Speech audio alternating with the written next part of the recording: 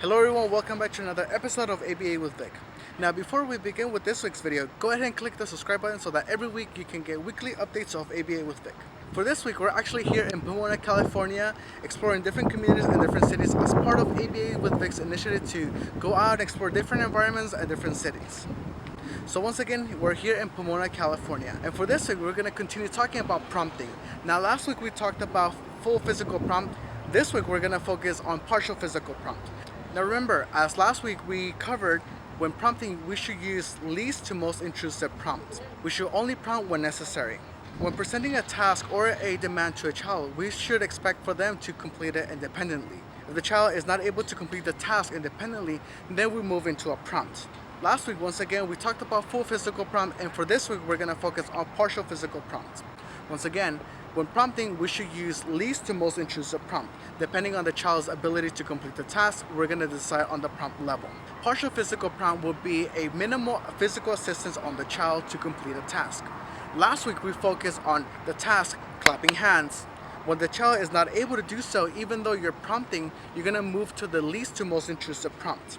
Now, if you introduce this task to a child and the child is not able to complete the task of clapping hands, then you're going to continue to move on to the prompting levels. If the child is still not able to complete the activity by prompting, you're going to continue on to move on to the prompting levels. As you continue to present this task to the child and the child is ready to move on to partial physical prompt, you're going to now present partial physical prompt so that the child can complete the task of the activity of clapping hands. And now I'm going to demonstrate an example of partial physical prompts. Now once again, here I have my brother Alejandro, who will be assisting me and showing you how to perform partial physical prompts. Now once again, with partial physical prompt, you're using minimal physical assistance so that the child can complete the task of clapping hands. This is partial physical prompt. Clap hands. As you can see, I use minimal physical assistance so that the child can complete the task. I gently push the child's arms up and provided the instructions of clap hands. The child then was able to clap hands. This was an example of partial physical prompt. Now, partial physical prompt may look a little different for you. This will depend on the child's ability to complete the task. Now, that will be all for this week. This week, we went over partial physical prompt. When using partial physical prompt, we are using minimal physical assistance so that the child can complete a task. Now, that will be all for this week.